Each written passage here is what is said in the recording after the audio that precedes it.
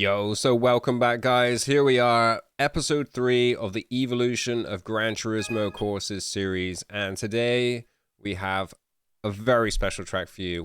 We have Kazunori's personal favorite GT track, Deep Forest Raceway.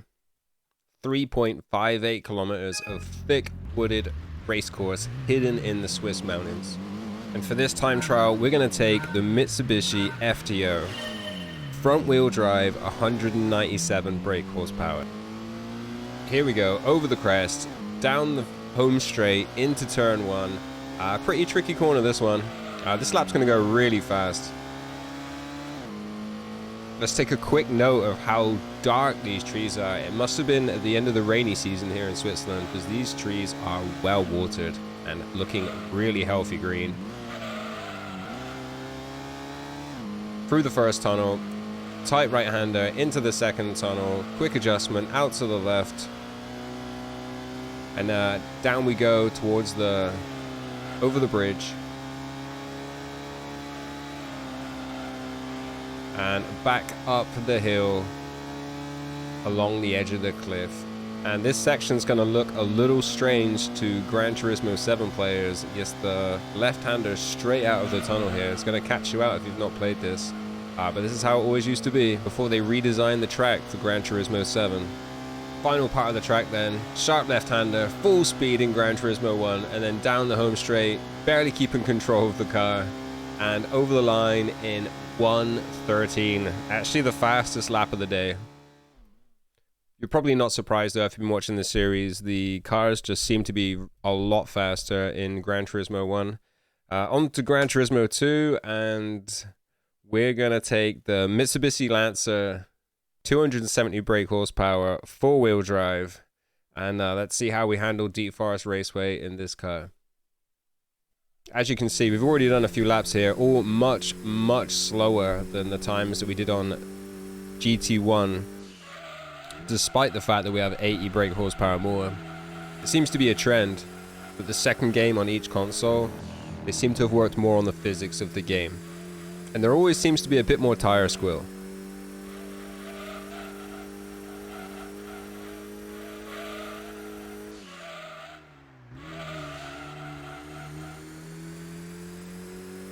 So back through the technical section of the track.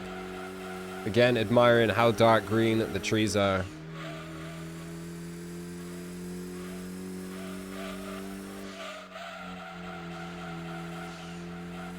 Down through the left-hander, over the bridge, and back up the hill. Trees overhead looking a little bit like clouds at this point.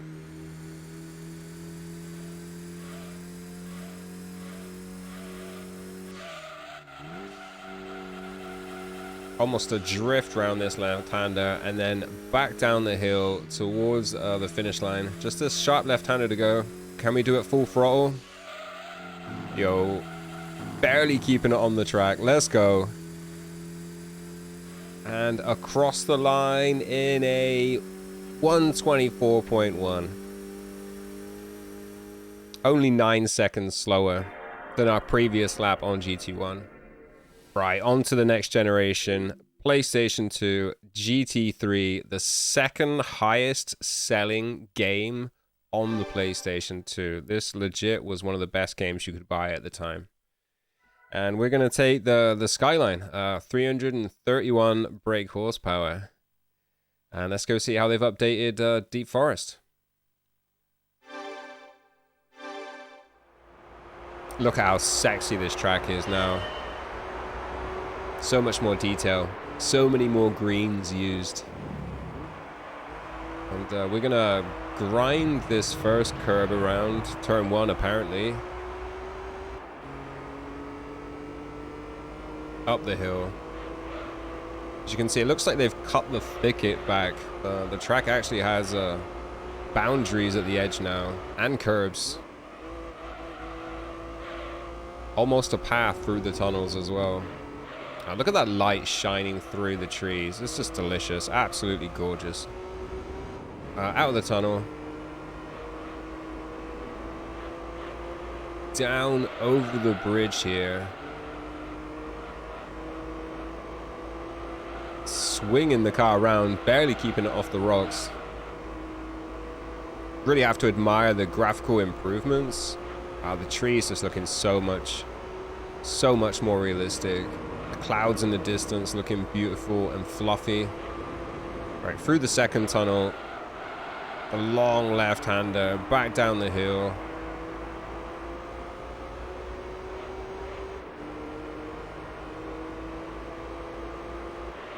Almost a bit too early on that last turn. Looks like we almost kept it full throttle with our traction control on, clearly. Right, a 129. Again, 5 seconds slower, despite the fact that we have almost 50 brake horsepower extra.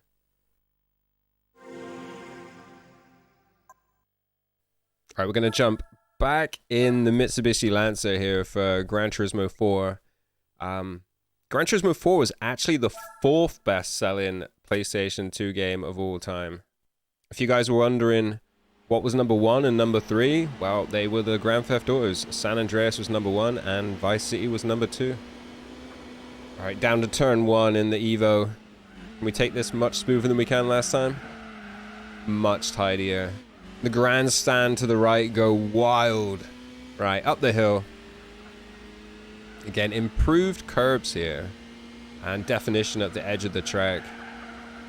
This much bigger curb on the left added to the track. And much wider paths through the tunnel. Making that section a lot trickier than what it was. Keeping tight on the right there, and then out of the tunnel. Up the crest. Down the hill towards the bridge. And here we go. Back up the hill along the cliff edge. Looks like a lot of the trees have been cut back on this one. I suppose that's a modern progression, right? People need their paper. Need somewhere for their cattle to graze. Right, out we go. Back down the hill. Can we keep this full throttle for this turn? Oh, baby. Just about over the last crest. On the home straight. And a 127.9. So despite this car having less brake horsepower than the Skyline, we actually finished the lap a 1.5 seconds faster. So onward we go to the next generation, the PlayStation 3 and the high definition era. We're going to jump in Mines Evo.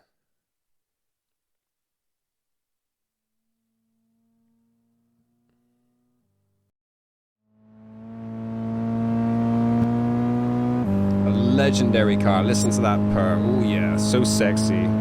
This one's actually got 382 brake horsepower, so this really should be faster. And you can see some of the times up in the top right hand corner. Already faster than the last couple of laps. Right, up the hill into the technical section. Again, improved curbs and boundaries of the track here. Still got this extra chunky section of curb on the left. Round under the bridge, still super wide pass with a much thinner track.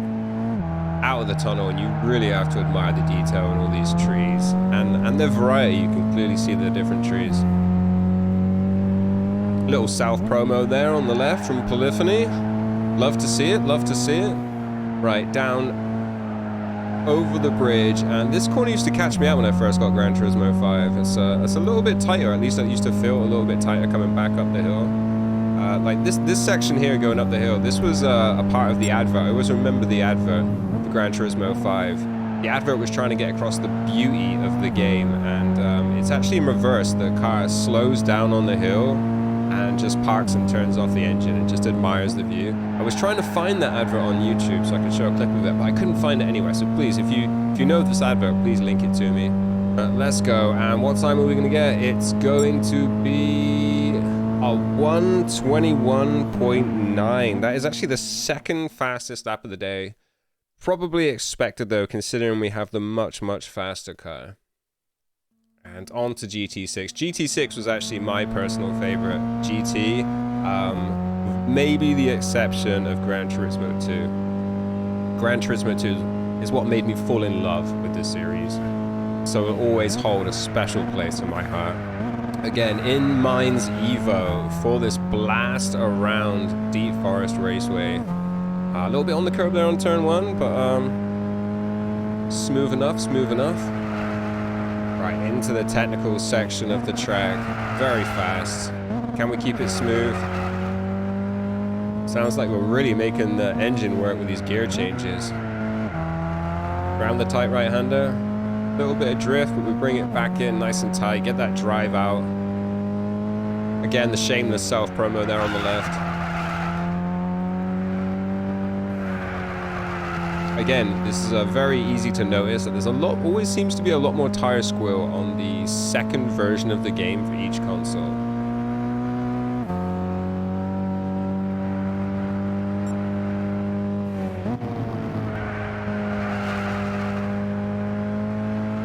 Right, back down the hill.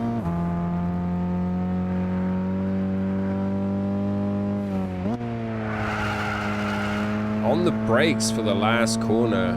That is the first time we've needed to go easy around there.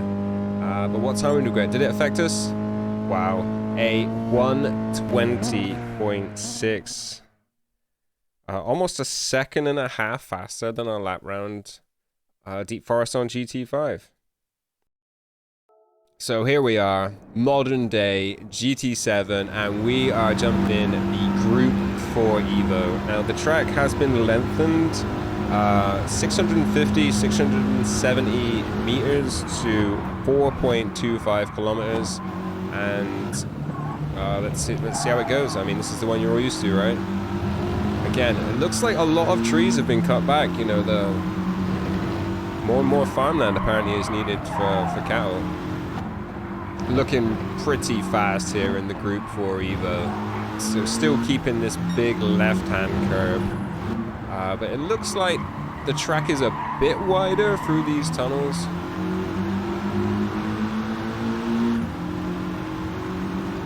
But here we go, out, down, over the bridge, much more prevalent in GT7. And blink and you miss them, the Easter egg, the goats up on the rocks there. There are a few places to see them, but that's really the only spot I can see them.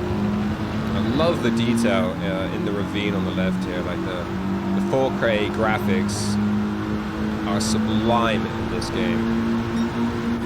And here's where the track took its major redesign. This is a much longer straight. Rather than the sharp left-hander or long left-hander that we have after the tunnel, we go down here to this sharp left-hander. This is dive bomb central on dailies. And I'm really loving the view here. It's definitely one of my favorite tracks. And as always, guys, don't forget to comment, like, subscribe. I really appreciate it. And also, don't forget to let me know in the comments which tracks you would like to see in the upcoming series. And there we go, 1:34.8, hardly a surprise, a much longer track. But there it is, guys. Hope you enjoyed it, and see you again in the next one. Peace.